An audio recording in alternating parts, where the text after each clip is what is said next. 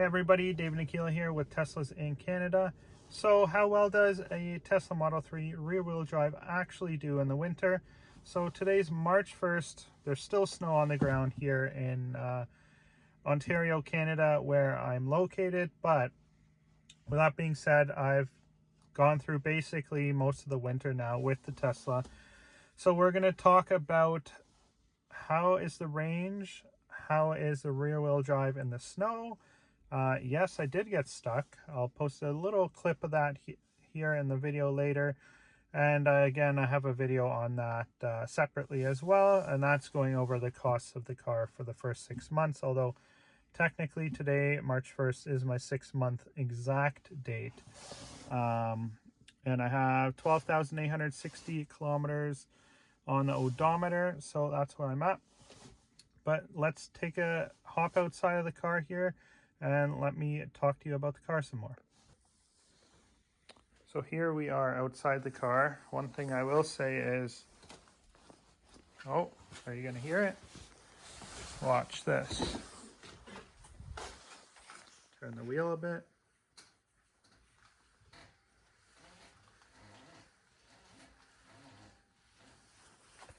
It has developed a bit of a squeak there, so I've got to figure that out, get that looked at. Not too sure what that is. I do have the Michelin X-Ice winter tires on here, and you can see the tread is good. So I bought these brand new at the start of winter, and they have been great. Without these, I would definitely get stuck more. One of my complaints with the car in the winter time, with it being white, it gets filthy so quickly. It is low, like for perspective, that's my hand. The car is low, so it can get stuck pretty easily. So you have to be aware of where you are driving it. One thing with an electric car is there's no engine, so nothing gets heated up here. So this gets very iced over very quickly while you're driving. So that's something to be aware of with the Tesla and electric vehicles in general. And backside, again, just gets filthy. The camera here is always getting dirty wherever it is. Here it is. Gonna clean that off a bit. So that's kind of that. Let's hop back in.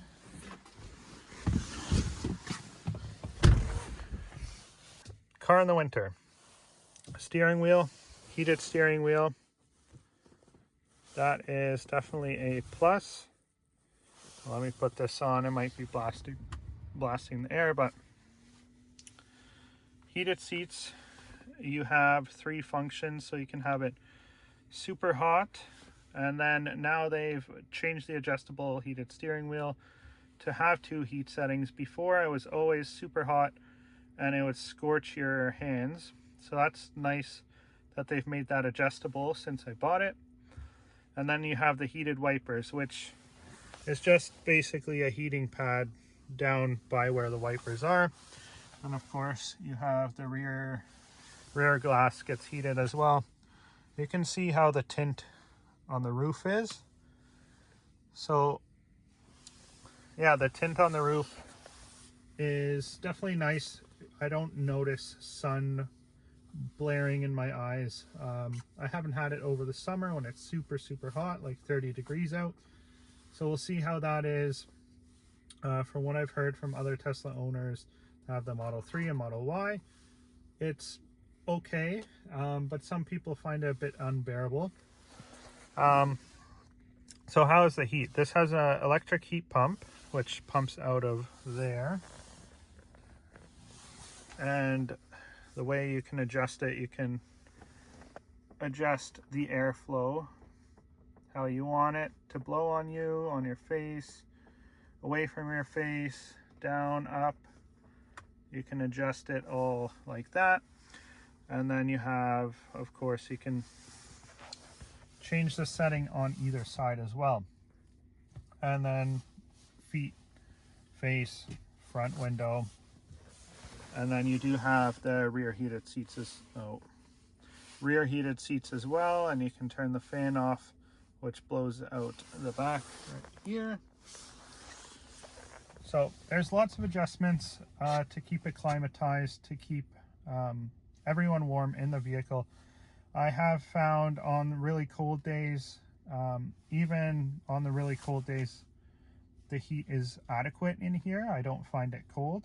You do experience more range loss when it's like -20 with the wind chill out, because you do have the heat on more, and the outside air with all of the glass kind of cools it down a little bit quicker.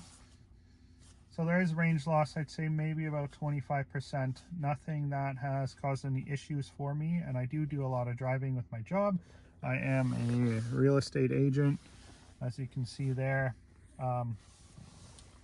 Yeah, overall winter, it's been a great car for the winter.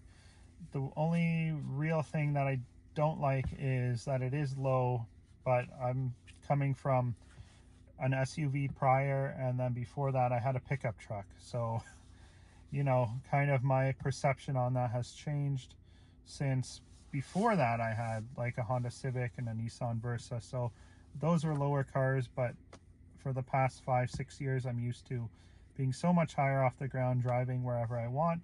So that's been a bit of an adjustment, getting used to that. But overall, it's been great. I've been able to get out of my street, which doesn't get plowed sometimes. And even with a foot of snow, I've been able to drive up and down my street. So that's been good. I